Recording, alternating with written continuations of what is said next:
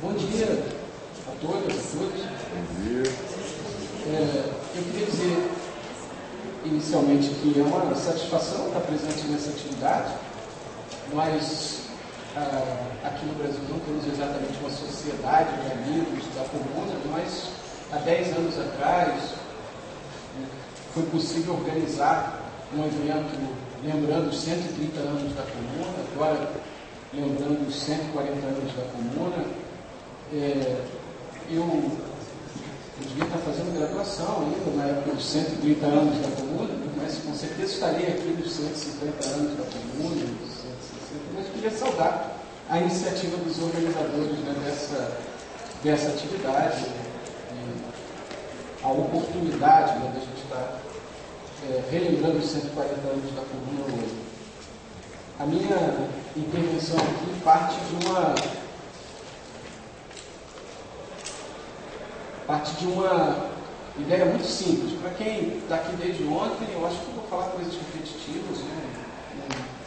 Não tenho nenhuma ambição aqui de propor nada de original em relação à interpretação da comuna, que vem sendo foco de debate, de discussões, análises, interpretações, né? Reflexões do pensamento político revolucionário, do pensamento histórico, né, de uma perspectiva mais crítica, há 140 anos. Né? Então, não posso ter nenhuma ambição aqui de acrescentar nada de novo a essa discussão. Né? O que eu pretendo resgatar é simplesmente uma afirmação da importância da comuna de um ponto de vista, né, que é o ponto de vista da possibilidade histórica de uma revolução protagonizada pela classe trabalhadora. Por certo que a comuna foi um movimento protagonizado pela classe trabalhadora. Né? Ontem eu não pude acompanhar todos os debates, mas eu lembro do Valério, por exemplo, à noite dizendo, né, a primeira revolução proletária francesa, europeia, né? Porque se a classe trabalhadora havia participado e tinha um papel ativo em outros movimentos revolucionários anteriores, pela primeira vez, né, aquela revolução era movida efetivamente pela classe. Né? Isso não é uma coisa que a gente afirme sem um mínimo até de contabilidade empírica. Né? Porque os registros da repressão, em especial, se não há possibilidade da gente ter certeza, né, sobre a quantidade dos mortos, né, dos milhares de mortos na repressão à comuna, pelo menos os registros de prisão mostram que 3/4, né, dos que foram presos eram trabalhadores. É certo também que a comuna demonstrou certos limites, né, desse primeiro momento histórico de protagonismo revolucionário da classe trabalhadora. Né? Há um grande acúmulo de discussão sobre a timidez em certas medidas expropriatórias, as vacilações diante das oportunidades, das possibilidades dos comunados derrotarem as forças de Versalhes no primeiro momento. Né? Tudo isso já foi muito comentado pela historiografia. Porém, a importância histórica da comuna não está nas suas vitórias ou na sua derrota final. Né? A importância histórica da comuna está justamente em confirmar uma possibilidade que tinha sido aventada algumas décadas antes no interior do movimento da própria classe trabalhadora, que era a possibilidade da classe trabalhadora assumir o papel de um sujeito revolucionário. Essa ideia da classe como sujeito revolucionário está associada basicamente a dois elementos, né?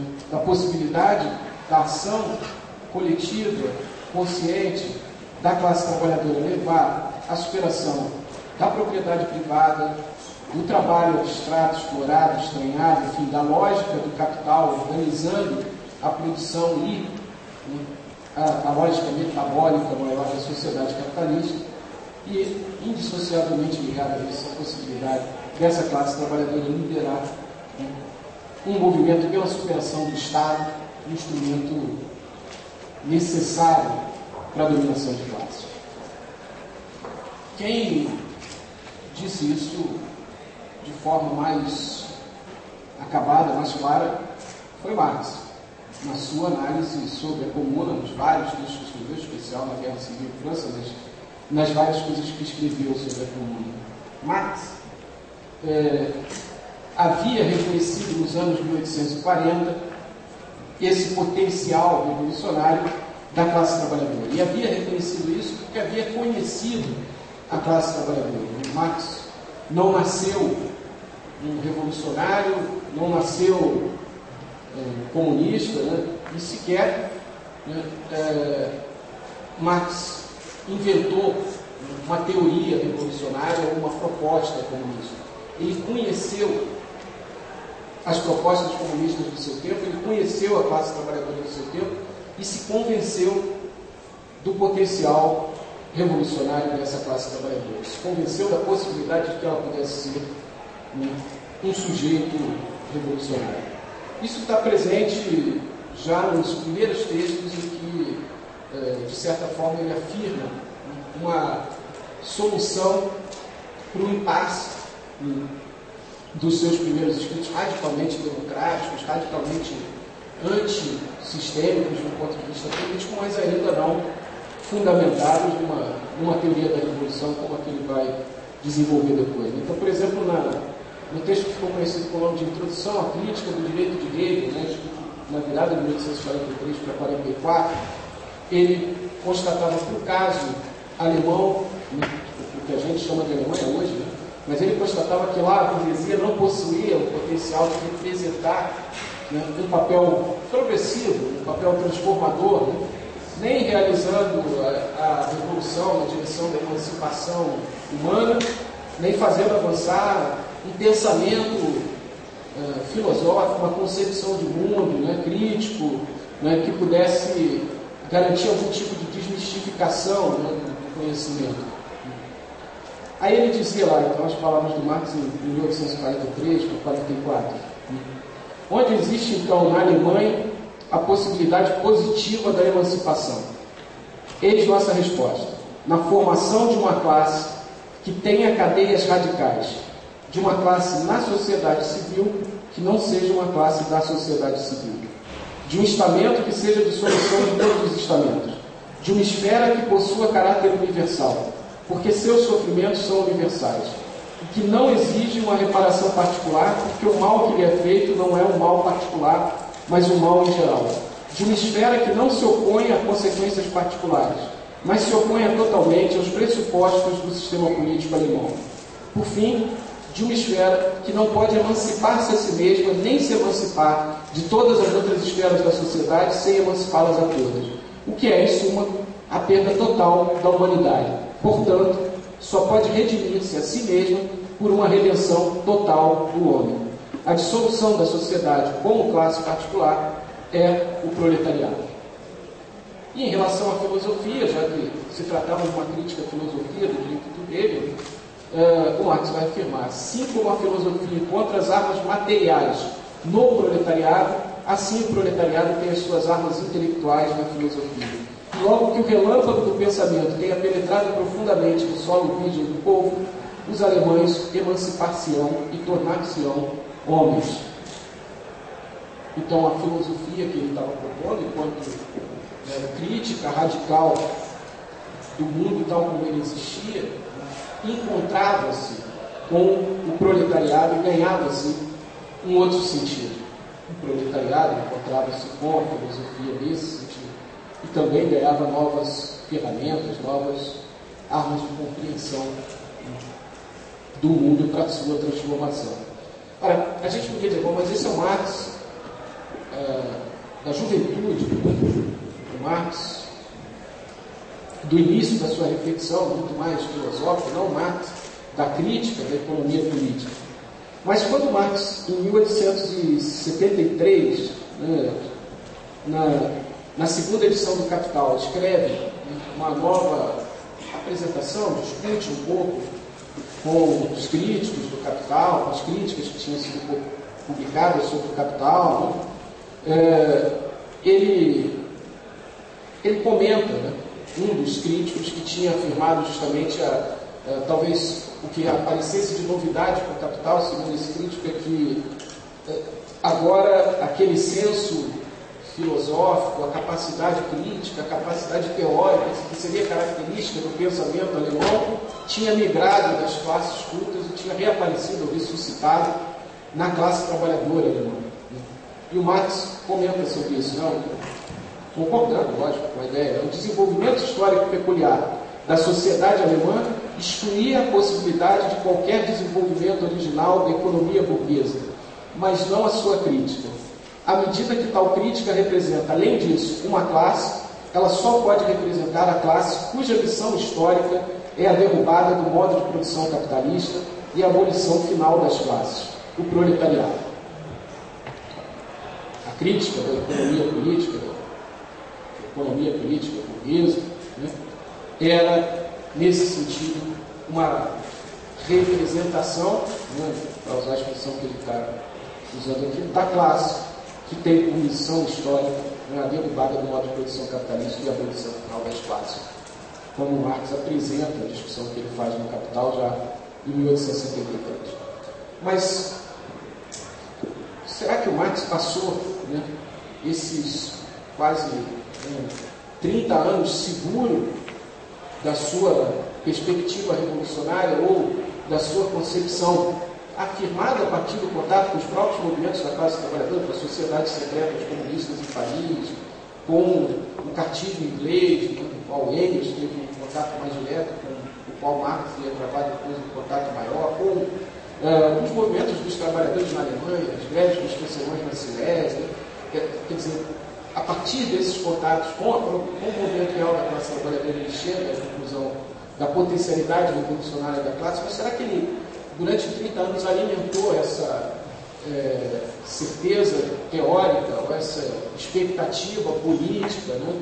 E não teve dúvidas, não teve sobressaltos? Provavelmente deve ter tido, à medida que viu derrotas, né, da participação da classe trabalhadora em movimentos como os de 1848, à medida que viu as dificuldades na construção da Internacional dos Trabalhadores, né, que hoje a gente chama de Primeira Internacional, mas, por certo, que a Comuna de Paris serviu para confirmar algumas das certezas de Marx.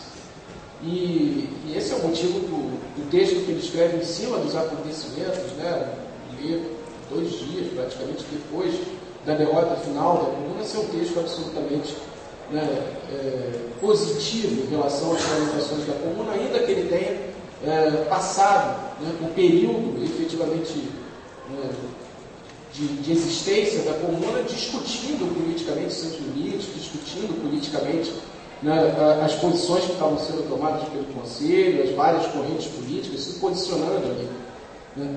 E era positivo exatamente porque Marx enxergou, e nesse sentido festejou, não havia que festejar com a repressão, com a força, a violência da repressão que se abateu sobre a Comuna, mas digo, festejou no sentido, viu positivamente as realizações da Comuna, justamente porque ela afirmava, né, na concretude da história do seu tempo, a possibilidade do protagonismo da classe trabalhadora no movimento revolucionário. E Marx enxergou isso levando em conta aquelas 2 dimensões a que eu tinha feito referência antes. Em primeiro lugar, em relação à forma política, né, como ele chamou, Marx mostrou que a Comuna realizou, era uma ironia que ele usava, realizou o sonho burguês de um governo barato, né? Afinal de contas, ela dissolveu o exército permanente e a burocracia do Estado. E assim, o governo era muito barato. Mas por trás dessa ironia, o que ele queria dizer é que a Comuna tinha mudado fundamentalmente a forma política. Suprimiu o exército permanente, substituindo pelo povo em armas, né? Realizou eleições para um conselho que seria ao mesmo tempo legislativo e executivo, tinha mandato revogável a qualquer momento, né, pelos eleitores. O judiciário também começava a ser concebido dessa forma. Destituiu a polícia de atribuições políticas, né? Esvaziou absolutamente a burocracia quando estabeleceu que os salários de operários deviam ser a referência para os salários ocupados em qualquer cargo público, né? Também eles como entendidos como mandatos revogados. Né? Assim, o que o Marx enxergava era que a comuna demonstrava, as palavras dele são, uma forma política perfeitamente flexível, diferente das formas anteriores de governo, todas elas fundamentalmente repressivas. Eis o seu verdadeiro segredo. A comuna era, essencialmente, um governo da classe operária, fruto da luta da classe produtora contra a classe apropriadora, a forma política final descoberta para levar a cabo a emancipação econômica do trabalho. Forma política para um fim, que é a emancipação econômica do trabalho. Aí, na emancipação econômica do trabalho, reside o segundo ponto central da importância histórica da comuna. Não pelo que ela realizou, mas pelo que ela apontou. E aí o Marx vai ser claro, a dominação política dos produtores é incompatível com a perpetuação social desse sistema. A comuna, palavras dele, devia servir de alavanca para estipar os fundamentos econômicos sobre os quais se apoia a existência das classes e, por conseguinte, da dominação de classe. Uma vez emancipado do trabalho, todo homem se converte em trabalhador e o trabalho produtivo deixa de ser um atributo de classe.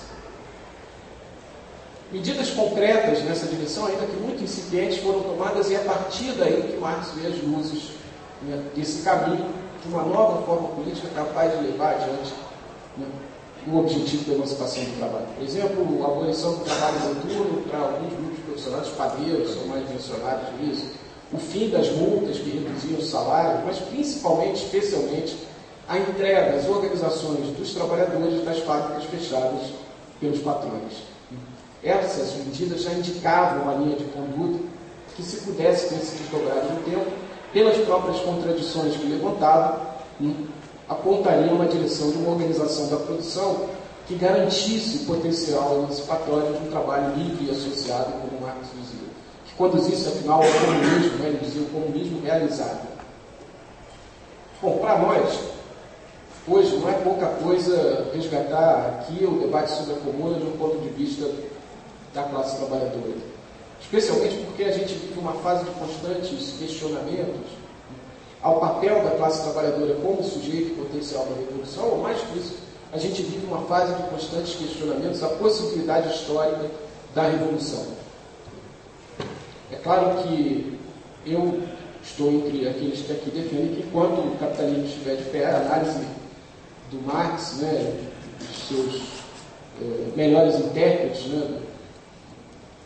continua válida, a análise sobre a lógica do capitalismo, assim como a sua proposta política revolucionária centrada no protagonismo dos trabalhadores. Mas para que essa atualidade do debate sobre a comuna se sustente, seria preciso refletir sobre os desdobramentos históricos nas lutas dos trabalhadores nos últimos 140 anos, daquelas potencialidades expressas em relação ao movimento da comuna. Eu, claro, não tenho nem ambição nem tempo de fazer isso aqui, mas queria levar só 3 pontos rapidamente. O primeiro deles é que, do ponto de vista da forma política, 2 questões aí do ponto de vista da forma política, disso que o Marx está chamando de forma política nova. Em 1872, menos de um ano depois da Comuna, quando Marx e o Engels prefaciaram uma nova edição do Manifesto Comunista, eles afirmaram que o Manifesto Comunista tinha muitos pontos que precisavam ser atualizados. Tinha muitas questões que eram de um programa para intervenção naquela conjuntura histórica. Mas o que eles enfatizaram mais era que, nas palavras deles, não basta a classe operária apoderar-se da máquina do Estado para adaptá-la aos seus próprios fins. Ou seja, na forma específica burguesa, ou na forma histórica mais geral, de organização do poder de classe, o Estado não era um instrumento adequado para a transição socialista. Seria necessário construir outra forma política, é o que o Marx e o Engels estão dizendo. Um estado de transição, se a gente quiser chamar assim, que esse sim seria, ou tenderia a definhar à medida que a transição socialista avançasse. Isso nos leva a pensar no fato de que nós ainda vivemos diante formas bastante mistificadas de se pensar a questão do poder da classe trabalhadora, em que 140 anos depois da Comuna, ainda há os que defendem a via da ocupação de espaços, mesmo que seja todo o espaço, né, da institucionalidade realmente existente, quer dizer, desse Estado, na sua forma histórica burguesa, né, como um passo na direção do socialismo. Nada mais distante das lições que o Marx tentava tirar da Comuna de Paris. Mas o Marx também destacou, um segundo ponto em relação a essa forma política, completamente ligada ao primeiro, né, que a novidade da Comuna nessa direção da superação do Estado burguês estava numa forma não repressora de governo, dirigida diretamente pelos trabalhadores. Essa é uma lição que o movimento revolucionário depois vai buscar na reflexão do Marx e vai ter respostas mais ou menos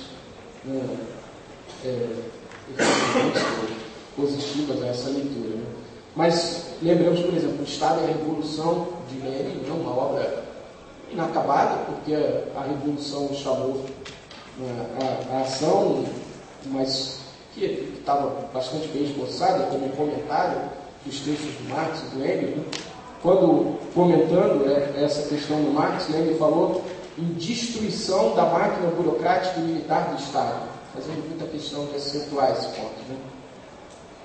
Daí que a forma, conselho que a Revolução Russa trazia através dos soviéticos, né, era, desse ponto de vista, um passo mais largo do que o que a Comuna havia dado, né, na direção da construção dessa forma política transicional, transitória, fundamental para a superação do capitalismo, né, interligada, né, a essa destruição do aparato militar, burocrático do Estado. E a gente sabe que ao longo do século XX as experiências revolucionárias, um conjunto de razões que merecem uma reflexão mais atenta, não foram efetivas, muitas vezes, em concretizar essa experiência de destruição do Estado enquanto poder de classe organizado. Um último ponto, aquilo que Marx chamava de caminho ao comunismo, o comunismo realmente realizado, a gente viu formas societárias emergirem das revoluções socialistas que muito pouco se fez na direção do trabalho livre associado, como Marx definia na sua análise da Comuna, essa ideia do comunismo. A propriedade privada pode até ter sido suprimida em alguns desses movimentos, em maior ou menor grau, mas a lógica do capital, que envolve a exploração, o estranhamento do trabalho, não foi suprimida. A questão do controle da produção pelos trabalhadores, então, que Marx apontava ali como sendo passo na direção de uma forma de trabalho livre e associada, que estava em potencial nas medidas comunas, da Comuna, e todas as experiências de controle operário posteriores, continua sendo um ponto central para a discussão nossa da estratégia emancipatória. Eu já falei aqui no meu limite, então acho que Pedro vai poder explorar mais essa questão a partir de uma perspectiva não só teórica, mas da vivência, de experiências de controle operário. E Mário depois vai poder polemizar com a gente para dar um pouco mais de dimensão, porque de manhã eu sou sonolento. Mas eu acho que para que a gente hoje continue afirmando, para nós que hoje continuamos afirmando que a classe trabalhadora é o sujeito potencial da Revolução Socialista, continua na ordem do dia, sem dúvida nenhuma, discutir a iluminação geral que a Comuna, em suas conquistas, nos seus limites, mas na sua afirmação da potencialidade revolucionária, é por isso que ela foi esmagada da forma que foi, continua para a gente sendo fundamental discutir essa iluminação geral que a Comuna forneceu. Assim como as leituras que foram feitas da Comuna nesses últimos 140 anos, porque sem isso talvez nos falte chão para a discussão sobre a possível, mas necessária, mais do que nunca necessária, a revolução no século XXI. Obrigado pela paciência de vocês.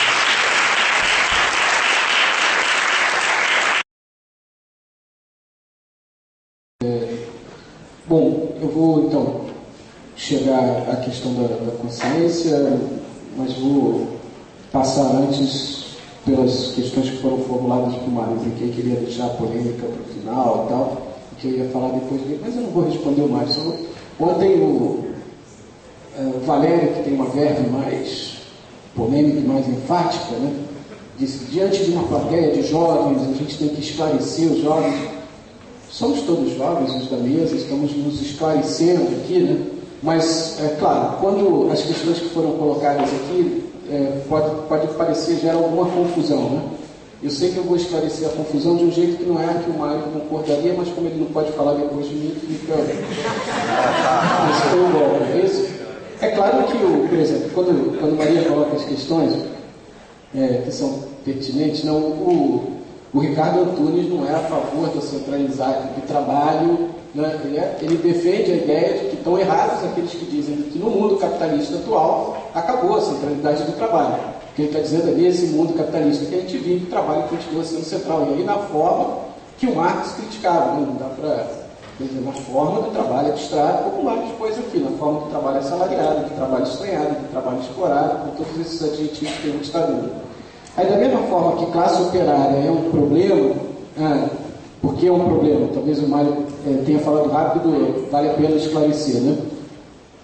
Nas línguas neolatinas, a gente tende a traduzir quase sempre a expressão que o Marx usa para falar Arbeiterklasse, assim que fala. Ele sabe alemão, eu não sei.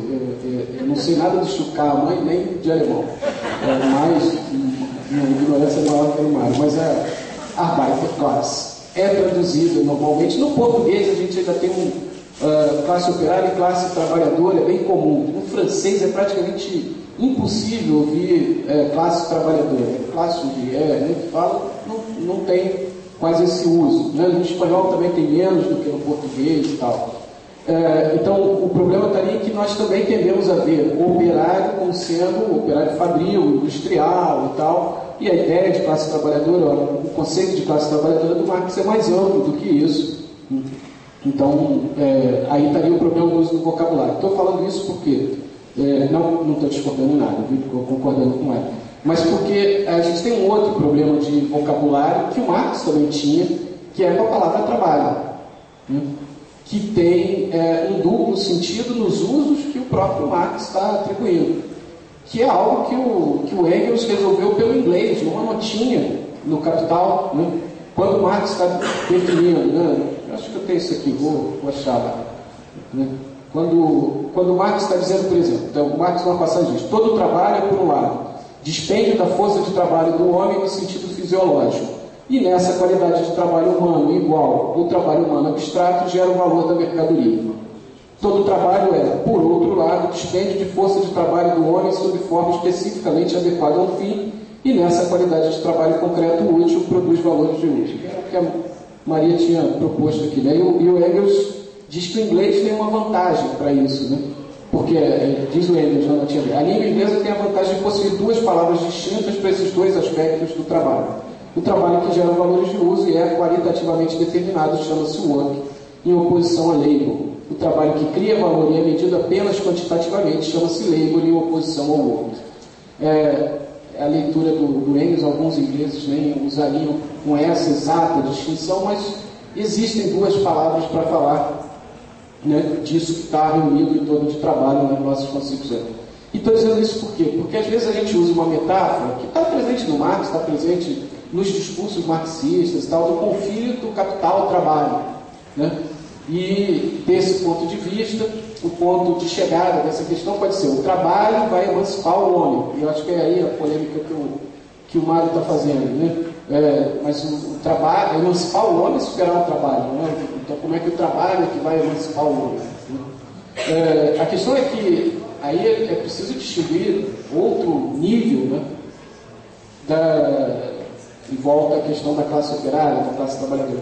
Para o Marx não é o trabalho que vai emancipar o homem, é a classe trabalhadora que tem o potencial de promover uma revolução que leve à superação da sociedade de classes e, com isso, à superação do trabalho estranhado, do trabalho abstrato, do trabalho assalariado, né, do trabalho explorado e tal. Então, Agora, essa classe trabalhadora, ela não é simplesmente produto do capital ou da relação capital e trabalho. Ela é isso, mas ela é também um sujeito histórico. E como sujeito histórico, ela pode vir a desenvolver uma consciência de classe num sentido da perspectiva revolucionária, da perspectiva da transformação. Que, como o Pedro bem colocou, Carlos Nelson Coutinho gosta de usar essa expressão, mas não existe um conscientômetro. Quer dizer, não existe um aparelho de medir a consciência de classe, e a gente, quando tenta fazer isso, reduz quase sempre uma perspectiva individual. Né? Ele tem, ou nesse determinado momento da classe, como se fosse uma pessoa, tem ou não tem consciência de classe. Né? Esse é um fenômeno histórico. Mas, potencialmente, acho que o Pedro também tocou no início da fala dele, né? Em outras sociedades divididas em classes, diferentemente do Chucarro, né? Sociedades que produziram excedentes e viram, né, que o excedente era apropriado por uma parte dessa sociedade e não por toda ela. Né? A questão do excedente não se coloca com o Chucarro, por exemplo, nem essas sociedades transformam, né, tomam o excedente na forma exata do mais-valor, como a sociedade capitalista faz. Mas o que eu estou querendo dizer é que todas as sociedades que viveram a divisão de classes, existiu conflito entre essas classes, existiu a luta de classes. A luta de classes gera formas de consciência social, formas de subjetividade e tal. Não é desse tipo de consciência que o Marx está falando quando fala da classe trabalhadora. Ele vai dizer, a classe trabalhadora potencialmente pode fazer a revolução porque ela desenvolve uma consciência política de si mesma, que não é simplesmente uma consciência da sua relação de exploração, é sair dessa relação de exploração individual do trabalhador ou de um pequeno grupo de trabalhadores e enxergar, né, que essa relação está inserida numa totalidade maior, numa lógica maior, que é a lógica do capital, que é a lógica do capitalismo, da exploração de classe, da dominação de classe e tal. E, a partir daí, formular um projeto societário diferente, formular um projeto societário outro. Isso não significa dizer que há uma evolução contínua nessa direção. Quer dizer, os trabalhadores vão cada vez mais desenvolvendo consciência de classe, porque aí vale a lógica do Garrincha, né, com o técnico dizendo para ele, vai lá e faz isso, faz aquilo e tal. E o senhor já combinou com eles, né, para o técnico, né, que hoje é chamado professor. A gente não sei por que pode ser chamado professor, é o Vanderlei Luxemburgo, eu sou o Marcelo. O técnico, né, do Garrincha, né, não sabia o que a gente sabe. Quer dizer, existe a burguesia, existe o outro lado da luta de classe. A evolução da consciência de classe não é absolutamente linear e vai chegar a um momento tal que ela culmine na revolução. Né? A dinâmica, né, contraditória da realidade dos conflitos sociais que a gente vive na sociedade capitalista faz emergir em determinados momentos, né, uma perspectiva da consciência da classe para si, como foi chamado em alguns textos, ou, né, dessa perspectiva da transformação social como algo que toma, né, corpo nas grandes massas da classe trabalhadora. Mas isso é a exceção dos processos históricos. Essa exceção vislumbrada como potencialidade na Comuna de Paris é que serviu, de certa forma, para confirmar algo que o Marx não inventou. Ele não inventou a consciência de classe, nem a ideia de que a consciência pode ser revolucionária, mas algo que ele vislumbrou no próprio movimento da classe trabalhadora, né, desde, pelo menos, quando ele se tocou disso, nos anos 1840. A primeira classe, inclusive, a falar de si como classe, foi a classe trabalhadora, né, a se representar, a ter uma ideia de si no mundo como classe. Né? E eu acho que é isso que não desapareceu na sociedade capitalista atual, embora a gente possa estar vivendo um momento da história dessa sociedade, um momento da luta de classe, em que as formas de consciência que se expressam normalmente da ação cotidiana, até mesmo nas formas mais organizadas de movimento da classe, tendem a ser formas em que essa consciência está num patamar, né, ainda pouco elevado, digamos assim, que não é uma coisa linear, de novo, né, não é uma coisa evolutiva, que tem uma direção só. Né? O que a gente chama de elevação da consciência de classe, no fundo, é o conflito permanente, né? Aquilo que o Gramsci falava, né? Das duas consciências que estão no interior de todos os trabalhadores, de todas as classes subalternas, né? Mas em especial na classe trabalhadora assalariada, no capitalismo e tal, dessa dupla consciência do homem-massa, né?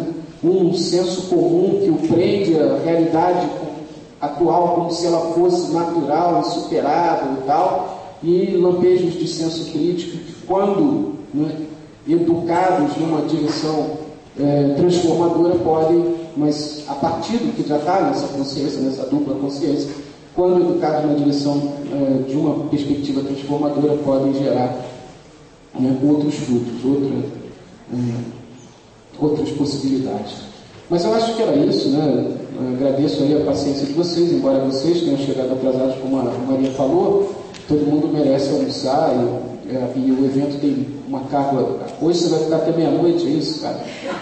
Ontem foi até 11h30, hoje vai ficar até meia-noite. Então vocês precisam repor as energias para voltar no horário da tarde, que as coisas aí continuam.